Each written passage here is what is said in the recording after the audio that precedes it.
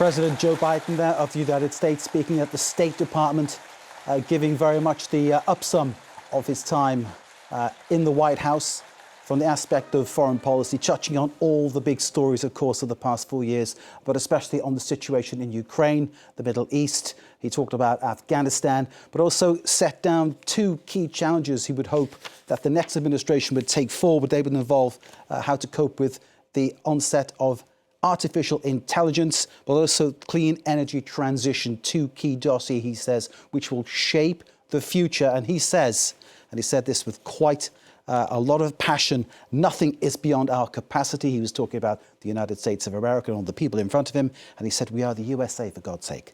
That's what he said. Biden there, very impassioned.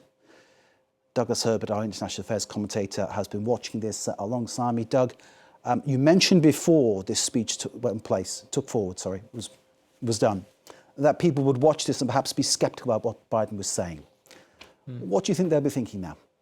Well, first of all, I mean, he definitely delivered the speech fired up with conviction and a very muscular, a strong speech. This was not a man withering on the vine. This was not a man who was, failing in his cognitive capacities. This was a man who very much seemed in possession of not just his ideas and convictions, but the ability to deliver the message. And there may be people watching that saying they wish they had seen more of that Joe Biden, perhaps, earlier on the campaign trail and at other points in his presidency, and perhaps selling himself better and selling what he clearly sees as very, very proud achievements better to ordinary Americans. It seems that in this final sprint now, he's pushing forward with an optimistic conviction. But look, the reality is that he never envisioned having to basically be a blip on the radar between two Trump administrations. He saw himself as a bridge to perhaps a new type, a younger type of America, more dynamic America perhaps more forged in his own vision and his ideals. And instead, he may be remembered, at least in the short term and perhaps the medium and long term, as a president, a one-term president who ended up handing the mantle back to a predecessor that he has made very clear publicly and privately that he couldn't disagree with more on just about every question imaginable. But look, the speech itself, it's interesting. Biden said he was at the UN General Assembly back in September, and he said things can get better, even in a world that seems to be absolutely submerged, enveloped in crises. And it's that sort of resilient vision. It's that sort of purpose. And you could hear it in his voice. It's a mixture of optimism, but also laced with frustration, perhaps that he won't be there to carry the task forward, that America can continue to deliver and deliver noticeably on what he sees as the vision of what America was forged to do. He said it was forged on an idea. An idea is to lead not just by the example of power, but as he put it, the power of example. And he repeated the themes that have been really the thread, the leitmotif, if you will, Mark, throughout his presidency, that as he sees it, America is today, as he prepares to leave it in about a week's time, as he hands off to Donald Trump, it is stronger at home and it is stronger abroad. He says the alliances, its partnerships on the world stage are stronger. U.S. leadership itself is stronger. And perhaps just as importantly, and he went on at length about this, the adversaries are weaker. Adversaries, which we know who Joe Biden says, whether we're talking about Russia or Iran or China. He noticeably said, China will never surpass us. There was a time when everyone was talking about China overtaking the United States within a couple of years. He says that hasn't happened. Russia, he made a very noticeable sort of shot across the bow to Vladimir Putin, saying when the invasion began of Ukraine in 2022, Vladimir Putin thought he would be in Kiev in 3 days. He said, well, as of today, I'm the only president who has stood in the center of Kiev. Putin hasn't been standing in the center of Kiev. So another shot across the bow to Vladimir Putin. And Xi Jinping, he says that in his private meetings with him, he has time and again impressed on Xi that basically, China has to abide by and respect international rules, rules of civility, and a general world order in which nations cooperate. So this is going to be the theme, the legacy, if you will, the signature policy of Joseph Biden, this conviction that America is at its best when it is working, setting an example, forging alliances, forging an example of U.S. leadership, both at home and abroad. And he was very clear, finally, to underscore what he is clearly very proud of, and perhaps once again something he has undersold: his hundreds of billions of dollars of investment in climate initiatives, environmental initiatives, and rebuilding infrastructure initiatives. Perhaps if he had not used the word infrastructure early in his administration and said jobs instead. We're creating jobs. Call it what FDR did during the New Deal. It's about jobs, my fellow Americans. Perhaps Americans would have seen him through a slightly different optic. He used big, clunky terms. He never really sold it. But today, with a week left in his presidency, he did put forward that vision, and he did it in a very muscular manner. Douglas, thank you very much indeed. Let's bring in Garret Martin, co-director of the Transatlantic Policy Center at the American University. Garret, thanks for being with us. Doug, there saying that Joe Biden was the only president to stand in the center of Kyiv, obviously sort of thumbing his nose in some ways at Vladimir Putin. Would you say that Ukraine is the key issue that dominates the foreign policy domain when you think of Biden? Yes, I think that's fair to elevate that as probably the most significant element, because I think it was obviously the one that was not expected at the start of his administration, but one that certainly has taken a huge amount of effort, a huge amount of treasury. And probably I would say also, if this speech is about also putting a positive gloss on his record, I think it's the area where arguably I think that certainly has improved or have outperformed expectations. I mean, remember, not many people thought that Ukraine could hold out for long. And so building this large coalition for multiple years, keeping Ukraine still independent was hope. I think that's not surprising that that was the issue put forward. Leading by the power of the example rather than power. Again, something that Biden said, a rather pithy phrase. Do you think that is actually the case, that his foreign policy has been very much about that? I think it is. I mean, to a certain degree. I mean, I think if you remember also in his inaugural, speech 4 years ago, there was very little said about foreign policy. I mean, understandably, it was after January 6th. It was in the context of COVID. But the few lines that were mentioned were about sort of bringing the United States leadership back and repairing alliances. And I think that's certainly an element where that has been a great focal point. It has not always been successful, but I think it's fair to say that it's been a fundamental thread of the approach, of the Biden approach to international affairs in the last 4 years. And very much the antithesis of Donald Trump's previous administration, and probably about what's going to come next. Yes, I mean, it's hard to imagine a leopard changing their spots in general, let alone a 78-year-old leopard here in this case. I think it's certainly likely that we will, for instance, he mentioned rejoining the Paris Climate Accords from day one. There is a risk that from day one, we get yet another withdrawal from the Paris Climate Accord. So there will certainly be some action to really clearly undo what Biden has done, and we'll see that with Trump. However, keep in mind that on certain areas, where the competition with China, trade policy and others, there's a slightly more degree of continuity, even if not in style, between Biden and Trump. So I expect that to continue.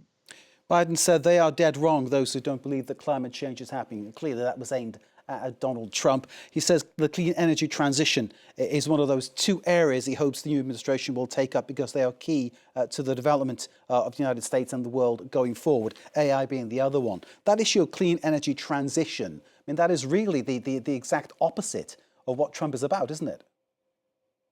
Yes, there's certainly some areas where there will be an abrupt shift. I assume, of course, some of it here is to keep those issues alive, to make sure that, yes, because a Trump administration will not be forever, that even if there are some steps taken back in the next 4 years, that it's going to be important for successors and hopefully, obviously, for Biden, hoping a Democratic administration afterwards, that they don't lose track of this all-important issue about the future. I think he knows the next 4 years might not be easy on some of these key issues that he believes in, and then he has invested time and treasury. but it's important not for those issues to sort of remain ignored for too long either. And of course, there was one country sort of weighing over both the AI and the clean energy transition aspects, that is China. Biden there saying that the same mistake must be made as in the past of letting this development go to another country, i.e. China. He was thinking of how, I suppose, microchip technology, semiconductors, those kind of issues became something that wasn't under completely the control of the United States, stressing that he sees AI as something that really needs to be directed by the US as well as this clean energy transition. Yes, and I think on that level, I do see a certain continuity. I mean, there is an attempt to try and rebuild a manufacturing base. I think started to a degree under Donald Trump and has continued under Biden, an attempt to kind of reshore certain key aspects of the supply chain. So on that issue, and the fact that also keep in mind, it's not just about the president as well. It's also there is wide-ranging, I think, agreement.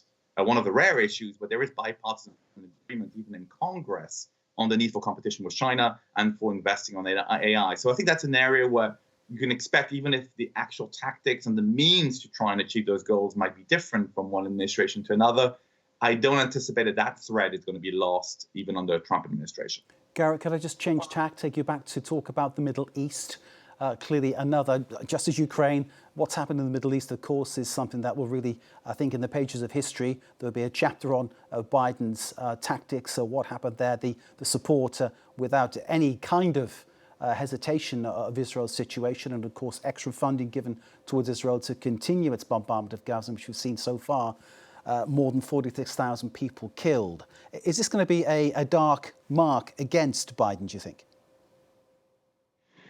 Well, I think certainly if you look at it domestically, absolutely. I think in the sense that this was a very divisive issue for his electorate. And I think certainly it played a part. It wasn't the only reason, but certainly played a part in Kamala Harris not defeating Donald Trump. I think this was an issue that created a lot of passion, a lot of frustration and anger domestically.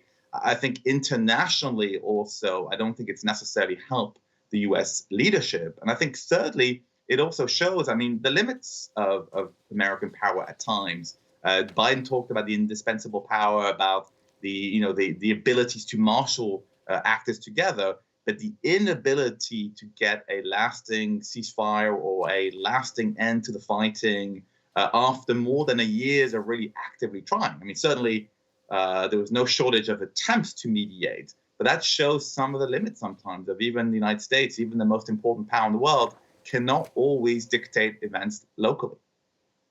Garret Martin, co-director of the Transatlantic Policy Center at the American University. Thank you for being with us. Thank you for taking our questions. Thank you for sharing your analysis with us here on France 24. Pleasure to meet you. Thank you very much indeed. Thank you. We continue our analysis. Our correspondent in Washington, Fraser Jackson, is now standing by. Fraser, of course, observing all matters for us, including Antony Blinken and Joe Biden speaking at the State Department. Fraser joins us live. Give us more of a sense of how things were taken there, Fraser. What was the reaction where you are?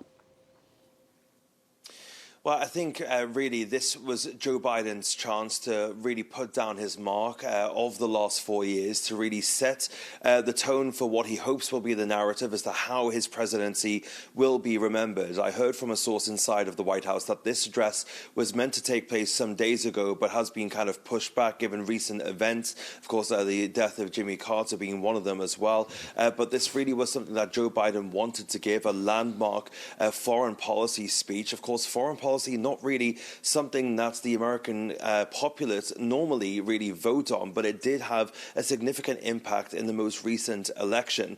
Therefore, quite interesting that Biden chose to leave a significant chunk on Israel and also the conflict in the Gaza Strip till the very kind of end of that speech. But it was definitely a speech that he hopes will set the tone, that will be something that people will build on as they reflect on Joe Biden's legacy, because of course so many headlines over the course of the last year and a half or so have been dominated by his handling of that war in the Middle East, and a lot of people on both sides not happy with how he handled it. So Joe Biden trying to kind of round out, as it were, his foreign policy here, to put things in a more flattering light for him, it could be argued.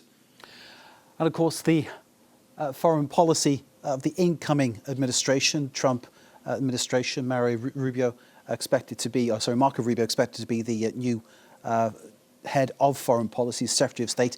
It's going to be diametrically opposed. That's very likely, isn't it?